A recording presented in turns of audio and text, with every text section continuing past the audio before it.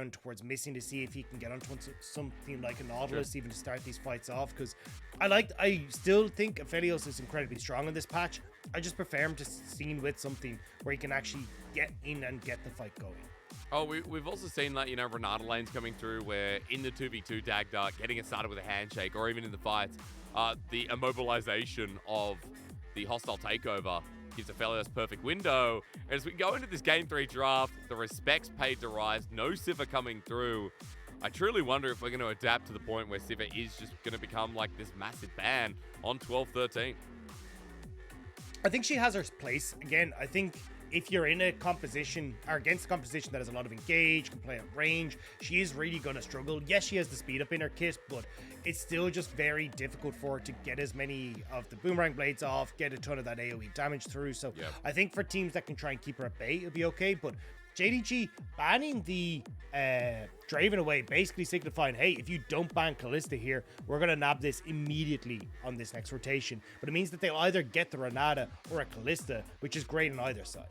I just love the double bottom side ban. I mean, Rise not going to get Draven either. And remember that if you haven't been watching the LDL, Rise comes through in Spring Split and absolutely dominates the competition. Is one of the best talents coming up from the LDL, also I've heard. And with a double AD ban with Kalista gone on the side, Zeri too. Feels like now for JDG, Dagda, they get the one strong pick, and then we have to start talking about things like Jinx. Maybe Zaya. What else is left? Samira. Like, we're going down the list. Yeah, but that's why I thought they'd take the Renata, because you can always pair it really well with the Aphelios when given the opportunity. But if BLG take that, you just take the Jinx. And then you're like, okay, cool. Now we've got the winning bot lane matchup. We've got the Renata for ourselves. But now I feel like BLG just end up taking that here with the Renata. Then you take the Jinx for yourself. Or even if you wanted to try and take a good jungle matchup for yourself here for Khan, you can do so as well. But yeah, I'm surprised to see JDG prioritizing the Aphelios over the Renata, as I feel like the Renata is just so strong at the moment. Chris was one of the first people to play in the league as well. Chris was coming out with it on Spring last split when it was released. So, yeah, it's one of his best champions at the moment in his 14-wide champion pool. 80% on it too. So as Chris gets that, Dagda, we already talked about it, Rise going to have himself the Jinx. So bot 2v2 locked in. And now that JDG have sacrificed getting the Renata, what's a good response here for you? And talk me through jungle pool a little bit too. I mean, it's a good question. What is the response? I mean, maybe just go with the Nautilus here in this bottom side, but just for the point-and-click CC to focus down Rise might help out. But you always have to be so careful, because if you try and go for an Enchanter, I mean, your Aphelios can just one-shot the Enchanter support if he gets hit by the hostile takeover. So JDG are going to back into the Nautilus. They'll then go for Yagao still with the Talia. And now for BLG, with the Ahri gone, I'm not sure exactly what they want to go for, but I actually think maybe taking a jungler and like saying, hey, look, we're happy with going like Lissandra or a couple of other picks that can still creep in to that mid lane pool on this next rotation, even if they get banned away. So we'll just take the jungle here, ban away Kanavi's junglers in response, and get Khan a good matchup.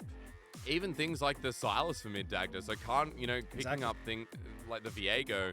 We have so many mid lane champions available. Otherwise, Icon's most played is the Silas, as I mentioned before. Azir's still there, Dagda. LeBlanc is there if he wants to choose it. I love that you brought up the Lissandra with this BLG comp as well. Feels like JDG are going to have to dot a lot of I's, a lot of A's, B's, C's, and what other letters in other languages have those, dots over it that I don't understand. There's a lot of homework to do, Dagda, for JDG within 2 bans. Look, we've already established we're terrible at German. We don't need to establish we're terrible and before, at languages. I realized, my partner comes from Holland, and I was speaking Dutch.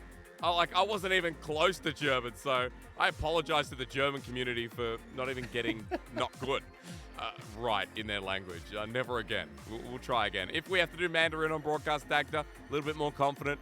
But outside of that, dude, I'm going down. Do it. But let's just have to move over. We'll have to see now what the story is going to be, because I feel like for JDG, you can probably just take the Wukong here, because you're going, okay, well, Vi's gone, Lee Sin's gone, Wukong has a decent matchup into the Viego. The only downside is you're going to end up with the Renata that can like ult across your engage, but I still feel like Wukong probably your best bet, unless you want to try and go for something like the Poppy, but it just doesn't work out as much against a longer range composition like the Jinx. BLG, more than likely going to take their mid lane. Lissandra, we already talked about, could be a good option, especially if Bin doesn't want to play engage. Well, maybe you go for that, but we'll actually swap over towards the Gwen. So I feel like you're eyeing up a Lissandra pick here regardless for BLG. And JDG can kind of respond as to how they want to try and take these matchups. Maybe going back to game number 1 where the Sejuani was picked up, it was a different matchup, but still 369 did pretty well. You hit the nail when you talked about jungle pool here, Dagda, and the Wukong, which was so once heavily prioritized as a first pick or ban, now makes its way through to give over to Kanavi. And Dagda, we're now going to have a lot of engage, a lot of setup for JDG to get there all in. I mean, really good for JDG. I think I was wondering if you get Kenny or Sejuani there coming through for 369, but Sejuani going to work out just as well. So you got great team fighting set up here for JDG, a ton of CC, and they want to try and play these front-to-back fights, and kind of smoothing over a lot of the issues we saw with their composition in the last game. BLG, though, I mean, this is going to be a heavy hitter regardless. You've got Gwen, good scale into the late game, Jinx, great scale into the late game, good disengage coming through with the Renata ult as well for what JDG are trying to throw at you. And especially when you see how many engage tools are on JDG's side, Icon gets to have a field day with these ultimates. So for BLG, looking really good if they can get to the late game. They just got to make sure that they're not falling in the mid game to JDG. I think for JDG, you know, that mid game was what we saw the power come through in the last game, but it was the early laning phase that hurt them the most. This series so far, Dagda, has been defined by the first 15 minutes of the game. JDG's lanes in game number 1 set up for success. Around the Herald, the big punch play that made the game unwinnable for BLG pretty much. Game 2, lanes were too hard to deal with. Ryze was in a great position on the Sivir. And even though it's not the Sivir, this time he's got the Jinx. So it feels like we do have BLG setting up from the same success that they picked up in the last game. But we know that JDG are a different beast in a Game 3. JDG are still 10-1 because in the Game 3, despite going the full distance of the series, they still managed to close it out, and most of the time, pretty convincingly as well. As we go into our Game 3, JDG once again showing us that this team loves to play League of Legends on stage, and BLG are going to be facilitating them here today as we get back onto the Rift. Dagda, you already talked about what Icon can steal. On that note, I was just thinking, boy oh boy, is it going to be fun to see Depth Charge used on Yagao or Hope, because the AP scaling will destroy them in one hit or two. Yeah, and that's why we're kind of seeing Sylas creep back into the meta so much. There's so many good ultimates for him to steal in the current style of champions that we're seeing. He's very hard to push out of lane as well, just because he's got the durability buff. His healing isn't getting reduced as much by Grievous Wounds. So overall, Sylas just a really strong pick right now that can't really be bullied out of lane. Because, I mean, Ahri doesn't really push him out. Talia's not really going to be able to push him out as well. So you get that opportunity to play towards that mid game where you just are so incredibly strong. And I think the problem, though, for BLG is that you don't really have anyone that's going to hit that mid game stride in quite the same way that Icon is. Like, Gwen massively nerfed in the early to mid game, like base health down, or healing's down, like a lot of her damage is down as well. Like, she does have better late game scaling, but definitely needs time to try and get to that point. Viego, not exactly a crazy strong early game champion. Same with the Jinx, same with the Renata. So, I mean, Icon kind of needs to be the bridge to the late game in a lot of moments, but you don't have an awful lot of tools to help him build that bridge. And I mean, Icon hasn't been the most reliable player either, right? Last game had a really good Ahri game, but still very speculative of what we've seen in this series and what we've seen in the LPL so far. But we start with our bottom lane. The trading, again, continues to be a lot of fun as Ryze and Crisp get their first shove out of the lane. And we're looking for that level 2 once again. Remember that Ryze and Crisp had a great time within the laning phase last game, Dagda, and I don't even feel like it was purely from jungle attention. We've just seen that 2v2 has swung in different ways in Game 1 and Game 2 respectively. And if this matchup continues in a nutshell, Ryze and Crisp should be able to get that advantage, right? Okay. Like, you've got you've got double ranged, you outrange Hope as well. Like, you could easily get pushed and start to look for turret plates. That's where the problem starts to come in with the mid lane matchup. Although Icon will do great in the mid game, the fact that he's not going to be able to hold priority over Yagao for the majority of this laning phase is going to make it difficult for Rise and Crips to continue putting pressure down here, because Yagao can start to get roams off, especially as he hits 6 with the Weaver's Wall. You're not exactly the most mobile of bot lane either, so you've got to be very careful as Rise and Crisp as to how far you are extending. This is why we're seeing them like go nuts for the first few levels, just trying to be as much of a pain to Missing and Hope, because I don't know how long they're going to get to keep this advantage. I mean, they've also got a ward in that brush, and they know that for Kanavi, the level 3 gank going to be looking pretty hard, but Kanavi, as he drops a ward down, will spot out Can. And I now realize that I'm back to saying it in the Aussie way. Like, you know, we talked about Carl before as missing with a dredge line onto Chris. This is going to be danger. Hope is a level up here, as Rise might be 3, but it won't matter because with Gravitum to poke the range, Hope and Missing assert their dominance back in the 2v2. Things go wrong for Rise and Crisp, just like game 1. Yeah, you can even see Yagao starting to roam down there as well, getting involved. This is where you're starting to see the issues already begin. Good shove. Oh, coming in strong. Ignites down onto Icon. He has to flash because he was running low on mana and the Abscond Abduct was down. So JDG with a window, able to get themselves a mid flash. Priority in the bottom side with plating. Early game starting off real strong. That's such a big wave to be lost by Rise as well. So Blade going across, already that CS lead opening up. And Bin might be next on the menu here for Kanavi. I mean, Kanavi just made an appearance through the mid lane. Still holds onto his flash. I believe he was just spotted out. But for Bin, he goes immune for the time being. But on the edge, as Ignite comes down yet again, Kanavi wants to make the dive. Fully commits. He knows he's dying here to Can. And with a 1v1 trade, BLG's jungler will get some kind of response. Yeah, they needed to get something there because Bin still has his TP to get back into lane. So if they'd end up dying, there would have been a little bit of a disaster. But no, Krugs will not be taken. Just back away. So a kill apiece now for both junglers, which would be pretty nice. But you can still see Bin holding on to his TP, actually. Just going to walk up here to the top side, knowing that he should be able to collect that wave before it hits the tower. Well, Kanavi making the most use of his time, though. Still, with him going down, he's able to come back out in the jungle pretty much the same time as Can, who made the back. He's even CS, but a Sheen picked up and a Caulfield's Warhammer on the other side. Both junglers now having a lot of power to play with. And I'm looking forward to this Dragon Tactic because both junglers on opposite sides of the map for now, but we've had really early priority of Dragon so far in this series, like 5 or 6 minute takes. Khan will be spotted on this bot side ward though as they start to move over towards the dragon. So full information here for JDG. We'll have to see if Kanavi tries to respond. We'll try and get push, it looks like, in mid to then be able to contest the dragon priority, but you need to be so careful that Khan and Crisp don't just try and counteract this in mid lane. Yagao is level 5, Icon 2. Kanavi hits 5 as Can will now be spotted out. As you said, the ward spots him out on the bottom side, which was a nice little touch from JDG. Was missing moves into River. This is going to get real clumsy real fast. There's still a dredge line to connect. Mid Abscond Abduct. Yagao makes it a perfect combo. And with the bailout here, they're trying to kill Missing, but it's too late. Can with the Ignite down from Chris is going to flash over the wall, but Can now has to run out himself. The range from Kanavi, the auto hits, and Yagao is the victor. JDG like it scrappy. They were born in it. They were molded by it. Brilliant target selection from JDG though.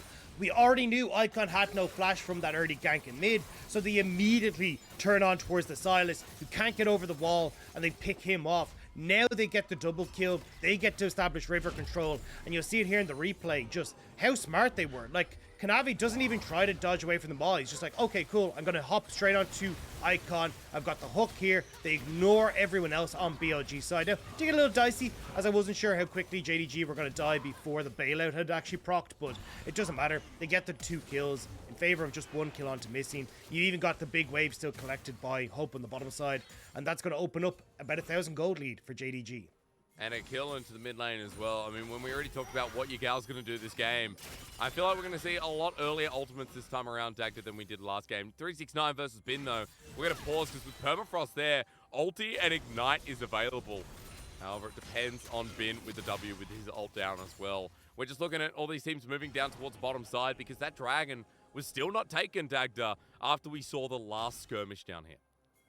With Hope pushing in bot, though, it does feel like JDG should be able to move across to this. Rise isn't really in a position to try and contest, and he needs to pick up that big wave. So JDG, in theory, should be the ones that get this. Level 6 hit for Kanavi as well, thanks to the experience from those kills. So all advantages point to JDG, who can then try and continue that if they want to, up towards this Rift Herald, as Hope and Missing can move back into the bot lane and maybe you can look at Yagao to get control over mid lane. Seems that JDG committing straight towards bot because beeline for BLG heading up towards the top side. As Kanavi's going to use this window to back to. Can is still around this area, but you can see that Missing is close to getting his level 6. The dive ability comes up Dagda as well. And Chris, still without the hostile takeover, is playing it very safe within this lane that is once again going Hope's way, like we saw in the first game. It's not the same lead against the Sivir, but still 10 CS here with the wave building up. Is nice to see that Hope is once again in control. And that's the thing, that early play on bot side where Rise missed out on so much of that wave is now coming back to bite them. Hope Missing though, not actually going to try and move up towards this Rift Tower at the moment. I thought that's what they might have been looking for, but okay. I mean, just looking to get damage off on Rise regardless. So should push this wave and maybe look to reset themselves. So JDG should still have the map advantage when it comes towards moving up to the Morph to Discovery Threat. I mean, it's so crazy, right? And yeah, I know Herald is deformed a little bit, Dagda. You don't have to be so rude to it. But JDG making multiple plays on the map at the same time. This is what you talked about in the first game. Bot is pushing in, mid has roamed up and now putting pressure on the top side, hence the Herald being forced over, but Hope is just having the time of his life with Rise now having to commit to this bottom lane to stop this Aphelios from getting an early turret at like 10 minutes into the game. Chris did roam towards Rift Tower though, so it looks like BLG should be able to get the Rift Tower for themselves and answer a little bit of that back. But JDG is here. Yeah, again, on multiple sides of the map, they're going to make the play. Finding Chris with the ulti, that's great. The handshake keeps Kanavi away as he flashes though, and the Weaver's Wall going to build that space. A seismic shove of great proportions, and Crisp is nowhere near a bailout on this one. It's too high of a price as Missing with a depth charge keeps Khan in place for long enough. The Heartbreaker, the flash away, and Kanavi looking for a spin. No way. Just needs to get him. And the bluff was called. JDG with 5 kills in the early game is once again a 1v1 on the bot side. He'll use to build the space. The Shurikens start flipping out. Rise will flash over the wall, but Hope wants to match it to chase him down. The movement speed just ain't there. But hey, when you have Hope, you use it. Tried to predict where Rise was going to move, but unfortunately it just means that Hope ends up burning all of his summoner spells in that play. But we'll catch it here in the replay. BLG get Rift, 369 locks up Crisp and burns the flash, and this is where it all starts to go a bit pear-shaped for BLG because Yagao has the Weaver's Wall to get into position. He doesn't overcommit to the top side, which is just a really good call from JDG, understanding that Khan had gone that bit too far for on the bot side, so they end up picking up 2 off the back of this. I just love this play, like, yeah. Cannon's trying to hang in the edge of vision. Yagao again calls the bluff. 3-0 on this Talia. Dagda, it happened again. 2k gold lead for JDG. Both sides of the map were a success, right? I mean, even though Hope burns a flash in response to Rise, still the power of this Aphelios is there. Top side works out for them too. JDG don't currently have a losing part of the map apart from that top side CS discrepancy, which is what you'd expect when you run this Sejuani top into most matchups. And that's the thing, you've now got a 3-kill Yagao as well. So not only the fact are you in the lead here as JDG, you get to continue to utilize Yagao's push in mid to start making more and more plays. As we can see, Khan at least trying to see if he can establish some sort of vision control in his own jungle, try and keep his team safe, but this is going to be so tough, especially when you look at like the opportunity to make a play in just over a minute's time. Dragon is then going to be up as well, and you need to try and utilize this Rift Tower as Khan to try and dissuade some of that, but where do you try and use it? Like, you don't get priority mid, you've lost control of bot side. 369 is totally happy in this top end as well. Like, oh my god, we're going. Yeah, depth charge. Cleanse is available, but it's only going to stop the auto passive here as Hope gets an easy ranged kill.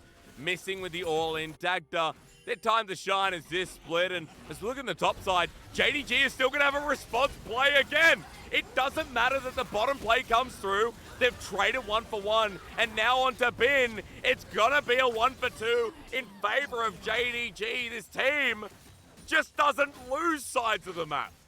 And that's the roam we were talking about. Yagao was in a fantastic spot to push mid and start to get his skateboard underneath them.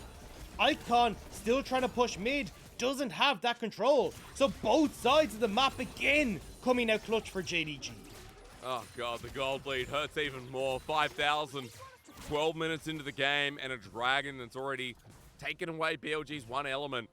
you know, Dagda, to forcing JDG in a position where they don't want to be. I mean, having said that, though, that's such a loose statement because everywhere is where JDG wants to be. As we get the cool cam, watching Rise get absolutely slaughtered with cool flips and stuff. Yeah, I think that's my favorite combo on the Aphelios, where you Q, you then immediately ult, and because of the travel speed on your ult, you're able to get your empowered auto attack on the Q off, then the ult hits, which gives you another empowered auto attack. And when you've got your chakrams there as well, you're just ramping up the chakrams in the middle of it as well. And it's so much single target damage that can come out so fast. And you see Rise, unfortunately, ends up being on the business end of that combo.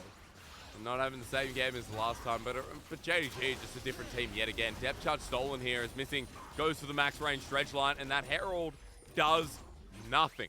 BLG at this point aren't doing anything either, and as Hope sits comfortably here around the mid lane, I mean, Can just has to hover in case anything builds off of it, while Kanavi solos out the Dragon.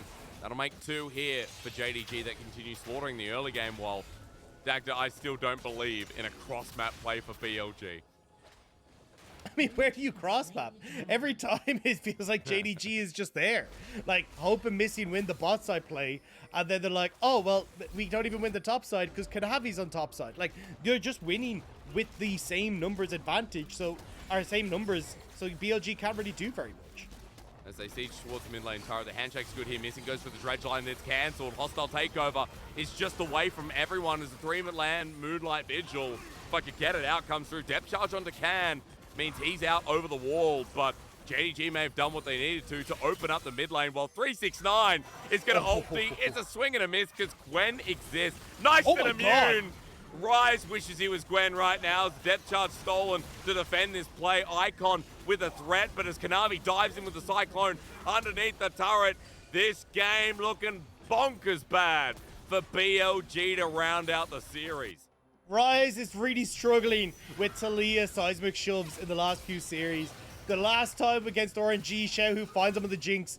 This time, Yagao finds him on the Jinx. Yep. And now, BLG losing out entirely in the map. Being stuck underneath the turret, but does have the help of Calm, but Missing is on the way. I don't think he wins the 1v2, though. He wants a dredge line this. Just in case, yeah. Yeah, but Missing would go for it. Honestly, I was complimenting him before, Dagda. I feel like Missing and Hope have had, you know, some of the best performances out of anyone in JDG. That's so weird to say, considering that, yeah, this team is built around Kanavi. You know, Yagao having a great split too. But Hope and Missing felt like a liability last split, especially towards, you know, the regular season. And now all of a sudden, Missing is back to 2019 WE form when he was playing with Mystic. And he just looks so good. Like, the fact that you're able to get the play started, the lane's going well, and now we need him to get a depth charge here. Well, Dagda is not going to find it. Yeah, not going to find it in the end. You know what? Oh. Look, I got hyped. I see Missing in a fight. I'm like, this guy's going to get it. But no, I didn't want to. No flash, no depth charge. No nothing. No nothing. What do you need at this point, right? 6,000 gold in the lead. The game is going swimmingly for you. And BLG's a group up towards the 3-man top side. I mean, your gal's not overstepping. That ward there hasn't been swept. So JDG are like, you know that Pepe laugh. You're thinking, you're walking into a trap. It looked like it was going to work there for a second. Missing nearly getting the anchor, but not quite able to connect. But again, like, BLG cool. Like, they spot out JDG, but JDG still having control of the map. 369's pushing in boss. You've got pushing mid coming through here for Hope. They establish vision control on top side where Rift Herald is in the hands of BLG, but I just don't know where they're going to get to use it. Chris got him. Will Chris die in the process? Might not, as Ben is going to get a nice needlework and finish off Yagao. Patience is a virtue for BLG, and they need all the virtues they can get right now. I mean, JDG at least should be able to trade this in the mid tower. I mean, Rise not going to be able to solo carry this. Icon is trying to contend with 369 on the bot side, and I mean, at least here for JDG, you're still trading relatively effectively, despite the fact that there is the Rift Herald on top side. I think you should be able to stop this Rift Herald from getting the tier 2, yeah. I mean, it will get the charge, but that should be alright. Yeah, at least not giving any gold back to BLG, giving them a chance, because they've still got objective bounties. Objective bounties are still available as well, not reset after getting this first one, but tagged at 12-13, isn't it? So it's now like a minute before objective bounties are removed. which I feel like is one of the nicest touch-ups of all in this latest patch. Again, so much has happened between 12-10, 12-11, 12-12, and 12-13. They're not blending into one. It's just I'm trying to remember which patch changes what because it's just so crazy. As Bin might regret going in on this one, but then presses W and immediately it doesn't matter. Let's bully Yagao. Protocol number 2 as he flashes away, and TP's going to be burned by 369. They want to chase up Icon and Chris, but they seem to be out of there unless 369 can close the gap. Yeah, I wasn't sure if they wanted to commit the Weaver's Wall, but just going to back away instead. They did not want to lose Yagao before this next Dragon. Third Dragon on the cards here for JDG, and they're the ones with control over bot side jungle. You can see that blue ward, or sorry, that pink ward beside the blue buff there, making sure that they're able to hold position here against BLG. 369 will be able to push out this bot side as well. And Yagao just rotates up. He's level 11, longer range on that Weaver's Wall, so he can always show up at a minute's notice to the Dragon if ever needs be. Well, at least defending from Bin for the time being. Being able to get the turret though, so BLG are slowly slipping in some gold into this game that didn't seem realistic for them. And even though they're facing up against the third Dragon, I mean, this siege is going to continue. Can and Bin over the wall as TP comes in with the ward placed down. A 3v1 onto Yagao in his own base as Needlework starts it off. As he goes golden, no one is here to help him out. It's like a horror movie. Why did they unlock the door for the killer? Well, BLG now in front of this turret, still looking at objective bounty, but they are too deep for their own good, with Can getting knocked up and one hit away, and Hope running into Bin. Even without ulti, a bit of a threat as he gale forces away, and Bin goes back over the wall. He'll die, but hey, for BLG making the aggressive play when you're this far behind, they've got to get some respect. I mean, it was a nice attempt. They nearly got that inhibitor tower, which would have been fantastic for Bin. Like, opening up that threat on the top side would have been brilliant. But unfortunately, just not going to be the case. As Icon might be looking for Hope, but might get himself caught now. Oh, great timing, though. He's just going to get out with the blast cone. JDG in front of the Baron now in 10 seconds. We'll see if anything happens off the back of this play, because BLG went full committal on this top side. Yeah, I mean, it's a really nice attempt. Like, look at where JDG are positioned. They're all on Dragon. They know they're not going to be able to threaten that bot side turret. They don't really have waves to threaten mid, so they get to just try and make this quick pick on towards the turrets and on towards Yagao, but not quite able to finish it and get it across the line. Still, though, that top tower incredibly low. So if BLG are able to find another moment's notice, maybe they can crack it open, but with 3.5 minutes until the next Dragon, you're not really going to see JDG focusing on this bottom side. They're going to be more skewed towards the top end, establishing vision control in BLG's jungle, looking to try and get top tower, maybe get pressure onto mid lane as well, so they can continue playing around this Baron half of the map. Choking out that vision that we know JDG so well for. I mean, right now, BLG have some pretty good defensive wards set up towards Baron, towards their own red side. They've done their due diligence, and BLG holding on in this game might be a sign of things to come, because we have 3 minutes 15 until that Dragon, and as you said, JDG had the ability to line it up, but as they start sieging in towards the bottom side, you can see that Icon wanted to make that play on the top side, but they go for the dive, and already Bin is chunked out to half HP. Can runs in as well, and just as I'm complimenting BLG, all of a sudden again, Dagda, the plan just falls apart. Icon going to keep pushing in this top side, so at least the moment BLG looking to try and keep trading, JDG will just be faster, and Yagao has already reset, so JDG not going to allow BLG to try and respond in kind. Well, JDG moved towards Bin as he's pretty deep in the mid lane for the time being. Pings are getting spammed down. 369 wants to take him, but he has no ultimate available, and Bin's just out towards Crisp and Rise joining in. JDG spot them out over the wall, but still that Glacial Prison's not available as Hope wants to run on in, and Crisp here has to burn the flash. Weaver's Wall burn as well as Dredgeline comes in. Great hostile takeover, but there's no follow-up damage from BLG. And so JDG once again get a freebie Dagda, and maybe they won't have to wait for the Dragon to threaten this one again. Yeah, JDG, though, going to try and contest BLG as they were looking to see if they could trade Baron for the mid tower, but now they're going to just catch BLG. And he has ultimate again. 369 runs past everyone, but still onto Rise as he cleanses away. He'll have to burn the flash now with nothing available. JDG are tanking on top of him, while Bin going to get top tower? He's going to make himself a way to that top star. Very well spotted, Dagda, because Bin right now still has objective bounty. So, you know, can Icon rise? The real question is, can Bin crisp. I don't know, I tried Dagda. At the very least, he gets the topside turret. It doesn't work as well as I thought it would, but hey, Bin's still going to die. Response from JDG, while the blood keeps continuing to pour out. Icon's with a stolen death charge. Now we can ask, can Icon rise? As Hope is going to find an easy grab at him. The ulti missing as well. Icon, yes, he can. And speaking of which, he's in the jungle now and ready with a reset. The flash forced out from Hope. The heartbreaker over the wall. Hope under turret. Really good footwork from the AD carry. While this is just going from messy to absolute mess ahoy. JDG with more kills this time around, Dagda, but they still have to work for it.